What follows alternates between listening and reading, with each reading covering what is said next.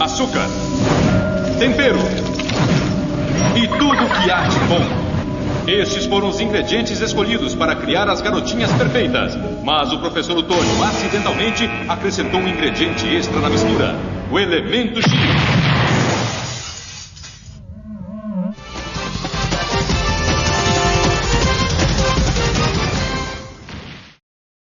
As meninas superpoderosas. Com o fim da Segunda Guerra Mundial, nações europeias que, na conjuntura internacional do pré-guerra, eram consideradas as grandes potências mundiais, ao se encontrarem economicamente e politicamente enfraquecidas, abriram espaço para a emergência de outras duas superpotências, os Estados Unidos e a União Soviética, países que, apesar de compartilhar o status recém-adquirido de principais atores no cenário político global, adotaram doutrinas socioeconômicas opostas, o capitalismo e o socialismo, o que logo resultaria na guerra ideológica característica do período denominado Guerra Fria. Um dos métodos de combate à ideologia rival era, em ambos os países, principalmente o investimento maciço em propagandas, que não raramente retratavam o lado oposto de maneira exagerada e irreal. Um exemplo disso é o movimento político anticomunista denominado macartismo, que no início da década de 1950 foi utilizado como uma das grandes armas norte-americanas para conter a ameaça comunista no país, já que, a partir de uma narrativa criada pelo próprio movimento, por meio do controle e manipulação de informações, os comunistas eram nada mais que comedores de criancinhas ou vilões capazes de fazer qualquer atrocidade. A estratégia do grupo de perseguição, tortura e violação dos direitos constitucionais dos indivíduos acusados de serem comunistas era legitimada e justificada. Ainda que o macartismo tenha acabado definitivamente no fim da década de 1950, a sua ideia de caça aos comunistas continuou a sobreviver durante muito tempo no imaginário norte-americano, e não raramente se percebe isso em discursos de presidentes que se elegeram posteriormente. Em sua disputa pela hegemonia mundial, tanto os americanos quanto os soviéticos passaram a implementar planos políticos e econômicos que visavam barrar o avanço da ideologia inimiga. No caso dos Estados Unidos, com a ascensão do John Kennedy à presidência entre os anos de 1960 e 1963, no contexto de pós-revolução cubana, em meio a um cenário de gastos astronômicos advindos da corrida espacial e estagnação da economia norte-americana, o país passou a adotar mais medidas de política externa que extinguissem de vez os empecilhos ao seu projeto de hegemonia no mundo. O projeto político e econômico denominado Aliança para o Progresso, no qual os Estados Unidos cederiam ajuda financeira aos países da América Latina, de forma a distanciá-los da ameaça comunista e trazê-los para sua zona de influência, foi uma das principais ações de Kennedy no combate ao poderio soviético na época. No Brasil, o presidente Jânio Quadros renunciou ao seu cargo, alegando sofrer perseguição política que o impossibilitava de governar.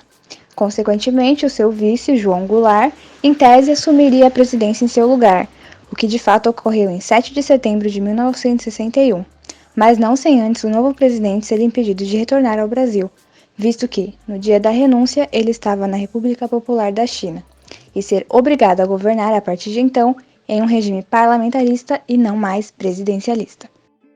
Uma vez que o Brasil estava inserido no contexto da Guerra Fria, marcado pela ordem mundial bipolar, os Estados Unidos passaram a observar com desconfiança o governo de João Goulart.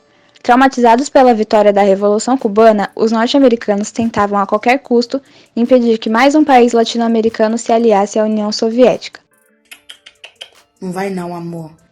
Para tanto, a partir dos relatórios enviados ao presidente Kennedy por Lincoln Gordon, embaixador americano que previa a iminente ascensão comunista no Brasil, foi adotada a política de financiamento de políticos e instituições brasileiras, de forma a se criar um instrumento de oposição ao governo de Jango, propagando mídias anticomunistas e reforçando os valores do capitalismo. Os dois exemplos mais notáveis da estratégia norte-americana foi o escândalo referente ao Instituto Brasileiro de Ação Democrática, o IBAD, e o Instituto de Pesquisas e Estudos Sociais, o IPES. Fundado por um agente da CIA, o IBAD tinha como objetivo a eleição de uma grande bancada de direita no governo que defendesse os interesses norte-americanos no país, inviabilizando as reformas de base do presidente Jango. Ao ser descoberto, foi alvo de uma CPI e acabou fechando por crime de corrupção. Já o IPES recebia clandestinamente recursos da Embaixada Norte-Americana e de 297 corporações estrangeiras e reunia desde empresários a jornalistas e intelectuais, tendo participação estratégica na preparação do golpe de 1964 ao lado dos militares.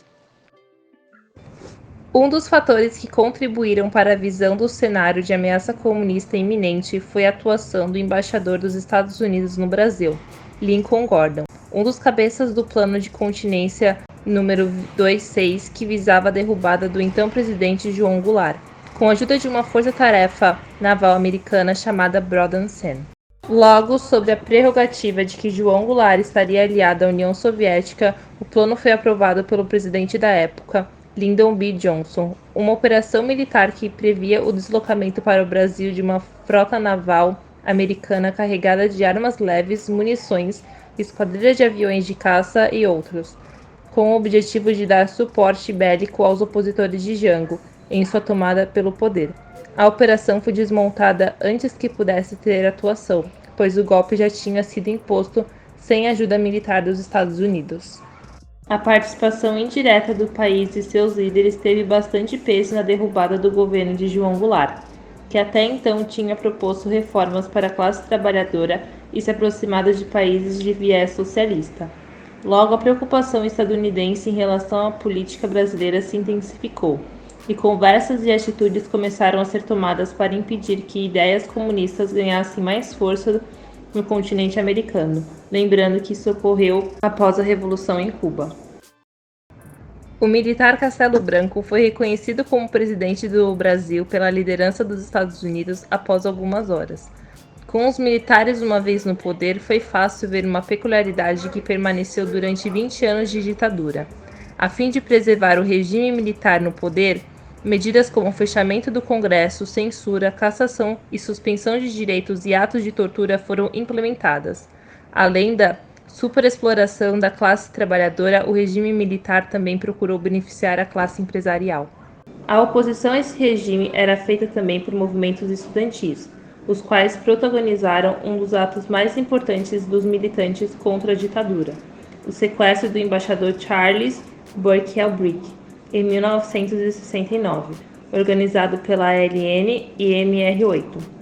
Em troca da libertação do embaixador, eles queriam negociar a soltura e o envio de 15 presos políticos importantes para o movimento.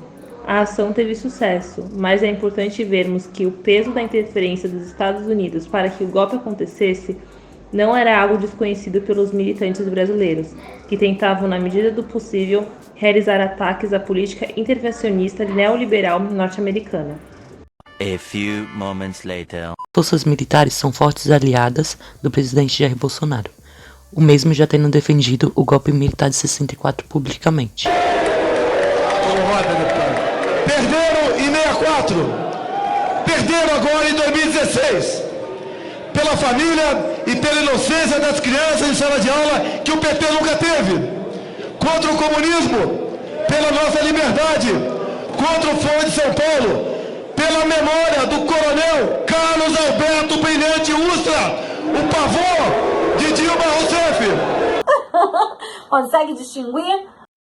E adotado políticas que se assemelham na questão bilateral entre Brasil e Estados Unidos, de forma com que o presidente possui um alinhamento quase automático com a nação durante o governo do ex-presidente Donald Trump.